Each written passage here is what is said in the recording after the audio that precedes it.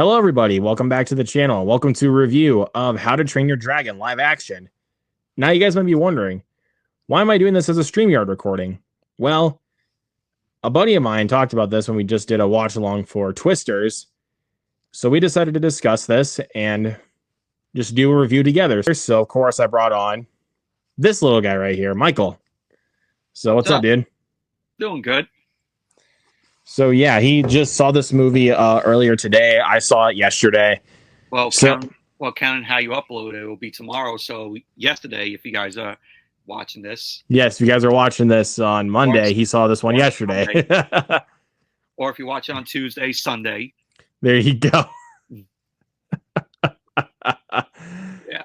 Regardless of that. But yeah, we're deciding to review this together since we both have seen it. I guess you can go ahead and start first, and we'll talk a little bit about it. What did you think of this? I really love this film. I thought it was very good. Yes, it's a shot for shot of the animated film, but the writer and director, he also wrote the two films. He co-directed the first film, and he directed fully the second film, to which I haven't seen the second film. I watched the original animated film, the 2010 film, and I haven't seen it in a while, but I remember some scenes from it, and I really enjoyed How to Train Your Dragon, the animated film. So it's a very fun movie and a good intellectual property for DreamWorks.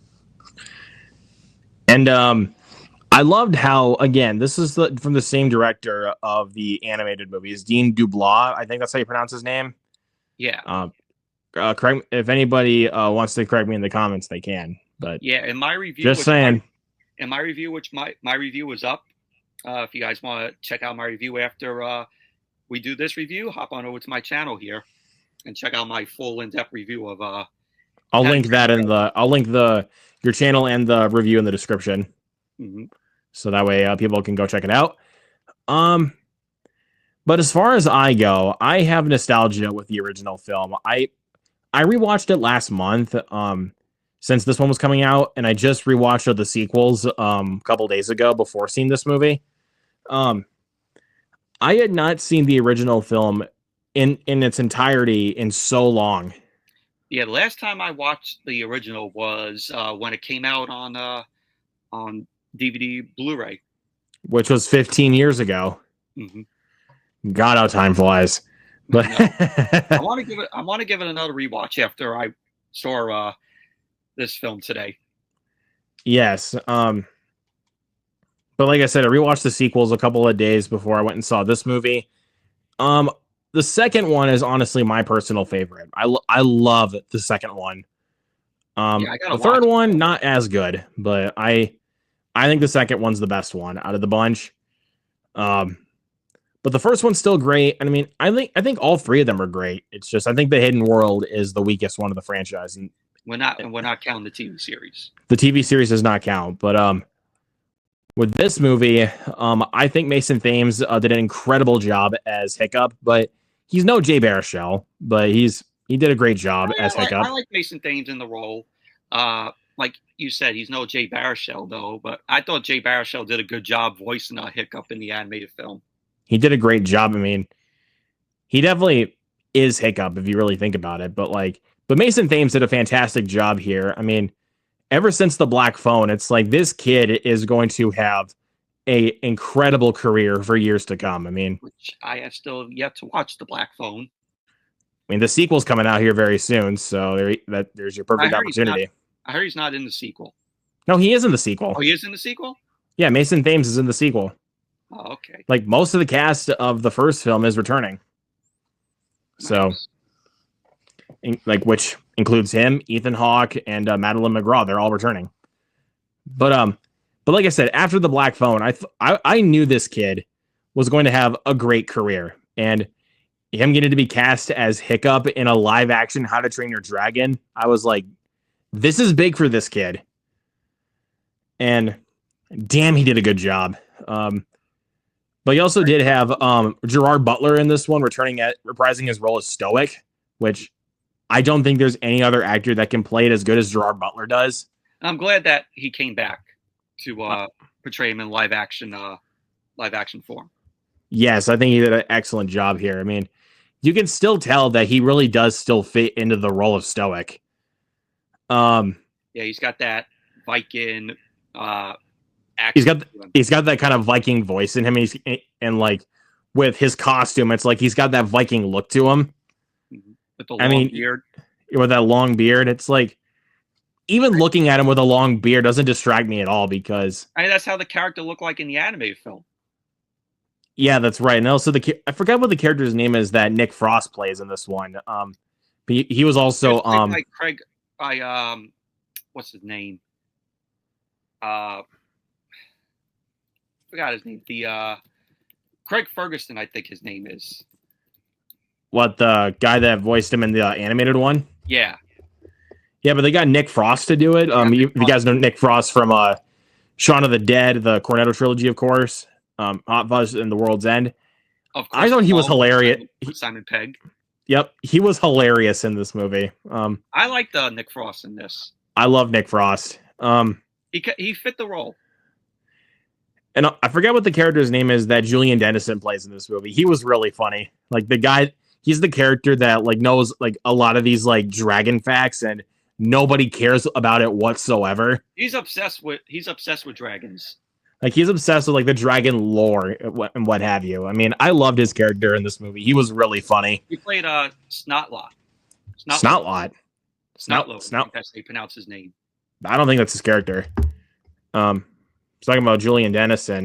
Julian Dennison. Oh, yeah, fish legs. Fish legs. Yeah, as fish legs.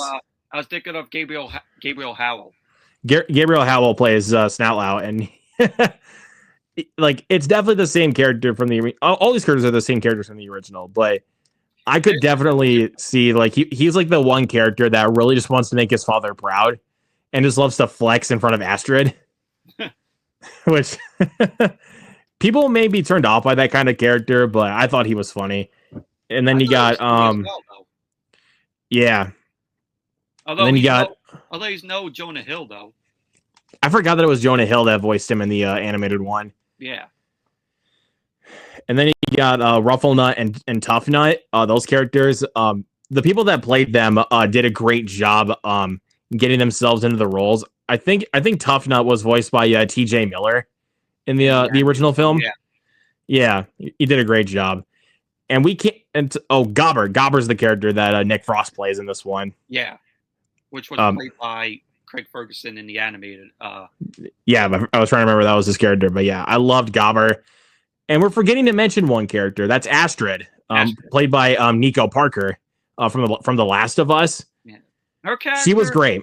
Yeah, she's great, but her character comes off as a jerk in most parts of the film. That was the same thing as the character of Astrid in the original film, voiced by America Ferrera. But I love how her and Mason Thames really play off of each other. Especially as the film progresses and their chemistry really starts to grow. I think they did a fantastic job with it. I completely forgot the character of Astrid was a complete jerk in the film. So I'm like this. That's kind of how they treated her. Also in the animated movies, and they because like you said, this is a shot for shot remake of the original film. Like a lot of the same dialogue, a lot of the same like shots are used.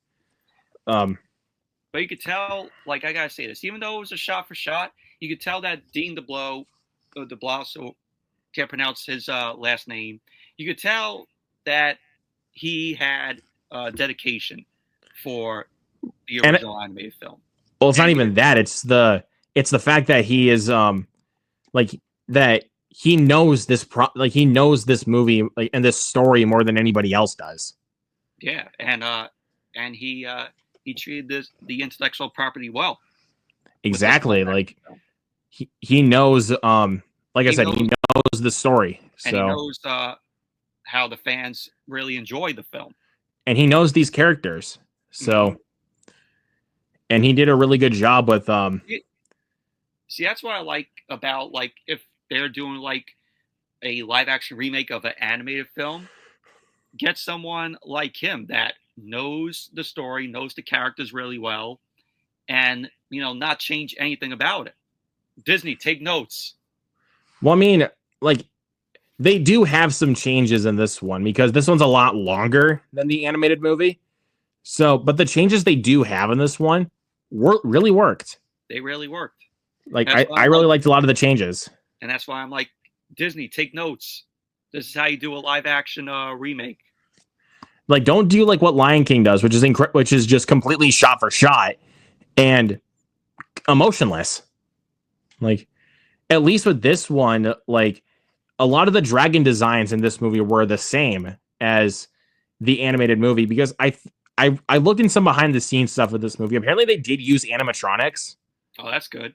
For this. I thought it was all CGI at first, because like when I was watching the film, you kind of could tell that it was CGI, but they probably hit it because people are going to be like, oh, well, that was mechanical. Well, yeah, but I think they did use animatronics for this, which I think was a big help, because they did a really good job with that, especially with how they nailed the look of Toothless, what they call the Night Fury. I thought Toothless looked really great. Like, exactly like Toothless in the animated film. Like, yeah, they got it right down to the point where they made him look good, and just like how Toothless looked in the animated film. Exactly, for sure.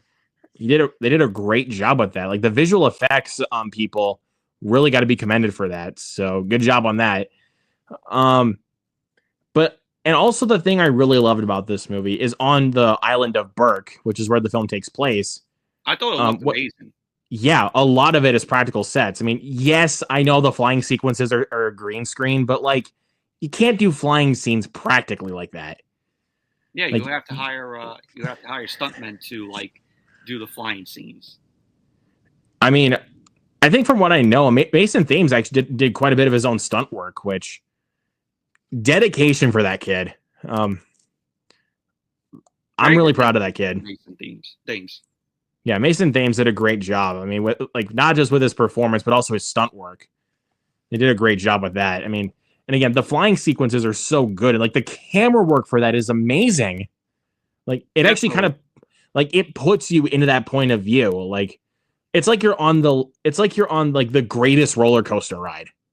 Like, while you're watching those flying sequences, it's like you're on a roller coaster ride where it's like you want to hang on.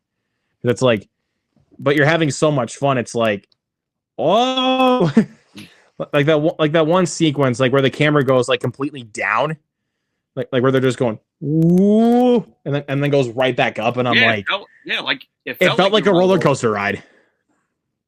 Like, I thought that was really very good camera work. Yeah, like this film looks visually gorgeous. Like, it is an amazing, gorgeous looking film. From the island of Burke to the looks of the dragons to like the scene where they're fighting in the combat. You could say combat. The combat ring when they're fighting the dragons. Yeah, like that looked amazing. And again, I'm glad they didn't go like full on CGI with the dragons here, which really helped this in my opinion. Yeah. So this is an excellent movie overall, but I have a couple. I think I only really have one little nitpick with this one.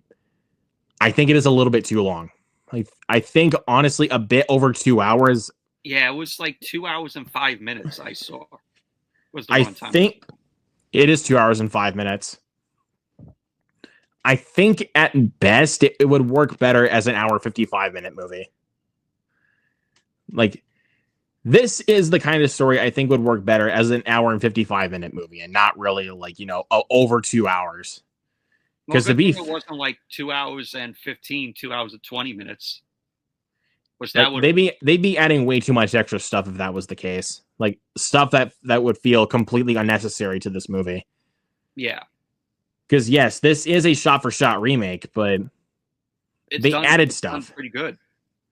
It's done in a way where it's not such a cynical approach. Like, it actually feels like the people behind it cared about this property and actually wanted to please the fans of the original film. Yeah, because it's one of DreamWorks' best intellectual properties, next to like Shrek. Uh, you would say Puss in Boots, maybe. Well, mainly Shrek. So I mean, Mainly Shrek. because Puss in Boots is part of the Shrek franchise anyway. So, but like Kung Fu Panda, maybe the Kung Fu Panda movies, yeah, like these are the kinds of movies that would like rake in the money for DreamWorks. Like Shrek, How to Train Your Dragon, and Kung Fu Panda will rake in money for them. Now, I hope after this film, yes, there is a sequel that's being put in development, and it's going to be released in June of 2027. I just hope that this doesn't lead DreamWorks to, put more of their animated films into live action form. I honestly don't see them doing that because, with a lot of their animated films, they know that a lot of the time they should just stay animated and not turn into live action. But with How to Train Your Dragon, this I think it actually really fits well in a live action. Because this is a kind of story I think could be really well done in live action, and they really did it with this one. Yeah, please, DreamWorks, we don't need a live action Shrek. We don't need a live action Megamind. We don't need a live action Wild Robot. Yeah, we don't need that.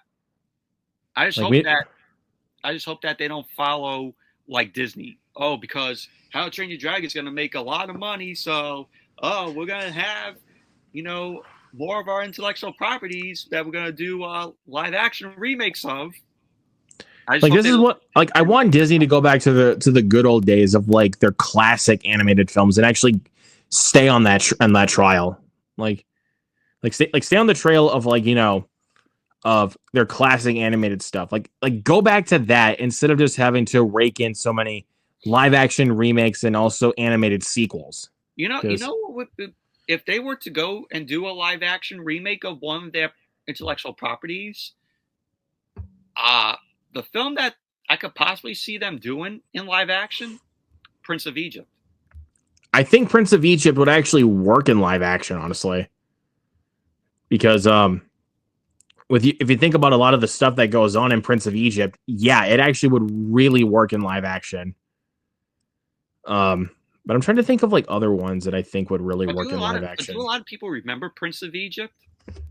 I don't know, dude. I think that's kind of one of their more hidden gems. It's like one of the lesser talked DreamWorks animated films. But I was trying to see some of their other films, like you Road can't to El Dorado. Road to El Dorado, you could do that, but you can't do like Rise of the Guardians or Mr. Peabody and Sherman in live action. You can't do that because you'd have to use a photorealistic dog to make Mr. Peabody and Sherman in live action, and photorealistic dogs don't emote. Yeah, so it'd be completely emotionless. It'll just be like the Lion King if they do that. I mean, I enjoyed the live action Lion King though, but did I love it? No. It's one of those movies that honestly just gets worse for me over time because it's like you think about the potential that's all there for a live action Lion King, but they just did the exact same thing as the original film. Yeah, but that's Disney for you. It's not DreamWorks. But at least DreamWorks, like I said, they actually have, people behind it that actually care about the property. And plus, they're not greedy like Disney. And plus, DreamWorks, as of recently, with a lot of their recent films, they're just on a high roll, dude. With Wild Robot, that raked in some good money. Dogman ranked in some good money. What else? Bad Guys did them well. Puss in Boots: The Last Wish. Dude, they have been raking in the big bucks. And it's like, yeah, Disney, take some notes. Listen to DreamWorks, what they're doing. And like I said, they're not. DreamWorks are not greedy like Disney. Exactly. Because I'll be honest, even though I really enjoyed Snow White and Lilo and Stitch, I will kind of admit, even though Snow White flopped horribly, they're cash grabs. Yeah. I will say that they are cash grabs. Now, enjoyable as those movies are, they're cash grabs. Yeah. You would say this movie's a cash grab. I don't think this is really a cash grab, honestly, because if there's actually this much effort and care put into it, I don't really consider it a cash grab. Because like I said, it's made by somebody who knows the property and who knows the characters. Exactly. They know the story and they know how it's supposed to be done. So, and one thing that was good is at the end of the movie, my theater gave it a pretty good ovation at the end. My theater barely ever does that, dude. They never really give like ovations like that. I kind of wish they did with this one because I was so happy with how they did with this movie. Yeah, it was like a good ride of the film in live action.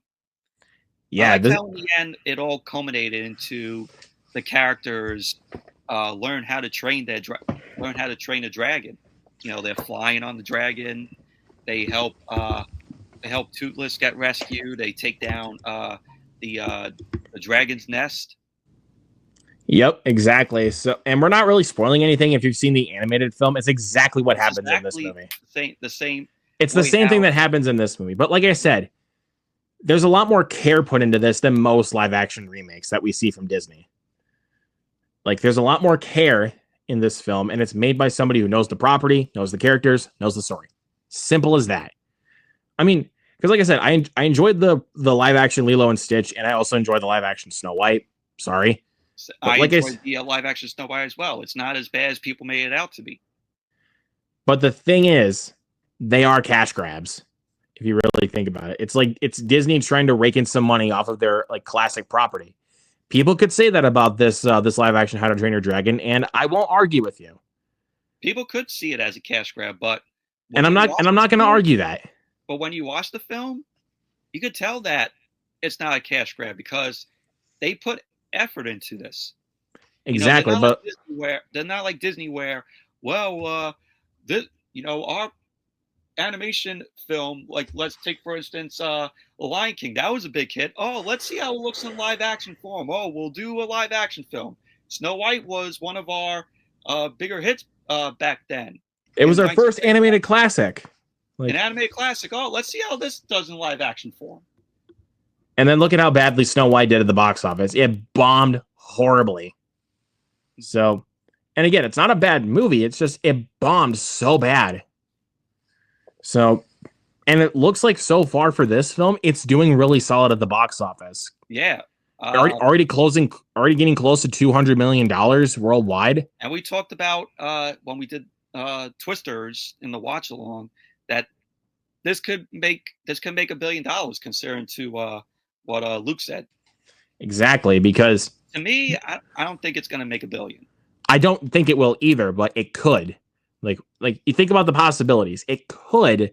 We don't know if it will, because we still got some really big movies coming up. In July. Like we got Superman and Fantastic Four coming up, but we don't really have anything like huge movies. Exactly. Even though we got like 28 Years Later coming up, which is big for mainly the horror fans. Friday. That's big for the horror fans.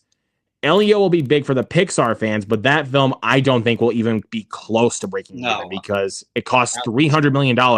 Compare that to the cost of this movie, $150 million.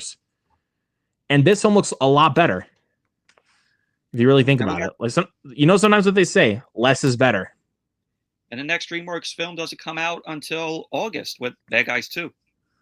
Which again looks really solid for one. And secondly, the animation looks great. Like it's a really good looking animation. Because DreamWorks, if you can tell by like most recent DreamWorks movies, they're really following the Spider-Verse formula. Yeah, we won't say Gabby's Dollhouse the movie because that film looks like shit. Yeah, we're not going to talk about that, but I was saying, and that's the DreamWorks film that's coming up. That might be their weakest film this year, probably. It'll probably even be one of the worst of the year, probably. I'm not going to try to jinx myself here because you never know; it could actually be good. But yeah, who cares? That comes out in September, so you won't know until then. Yeah, but we'll see. But yeah, to sum it all up with How to Train Your Dragon. Great performances, great visuals, amazing cinematography, excellent flying sequences, great action sequences. And pretty much what I can sum it up. A little bit too long, but for what we got, even if it's a shot-for-shot remake, there's a lot of care put into this movie, and they did a great job with it. So all in all, in conclusion, for grading, I'm going to give How to Train Your Dragon an A. I'm going to give it an A+. There we go. It's honestly one of the best films of the year. Not like top 5 or anything. It's in my top 10. It's on my list of favorite films of this year. It's in my top 10. It's not like on the it's not on the level of top like 5 though for me. It's on the level of Sinners, that's for sure. No, Sinners is by far my number one. And no, we're not comparing films here, just in case you guys actually like really care about that. We're not comparing, we're just listing off other movies because I don't think any film will like at the moment will beat Sinners. So but regardless, I'm going to give this movie an A. Michael gave it an A+. Great movie. If you have kids, I know Elio comes out this weekend. Take them to see this, please. Or do a double feature. Take them to How to Train Your Dragon and then Elio. Or if you want something better, do a double feature. Lilo and Stitch and this movie. There you go. Problem solved. And if you've seen the animated films, this is one to check out. Yes, exactly. But let us know what you think of How to Train Your Dragon live action in the comments below. How does this compare to the animated film for you? And did you all enjoy it? Did you hate it? Let us know what you thought of it. But be as respectful as you can in the comments here, please. And subscribe to my channel and also subscribe to Michael's channel as well. And tap on that notification bell. My full review of the film after this. Yep. I will leave a link in the description below for it, as well as Michael's channel as well. And hit that thumbs up as well. So that way you guys know that you enjoy the content and you guys want us to pump out more like this. But as far as we go, Tuesday night, got game night for Movie Fanatics, and then also reviews this weekend for Elio and 28 Years Later. And then watch along next Sunday for Megan to build up for Megan 2.0 next weekend. So anyways, that'll do it for tonight, guys. Thank you so much for watching this video, and we will catch you guys next time. Peace out. Yeah.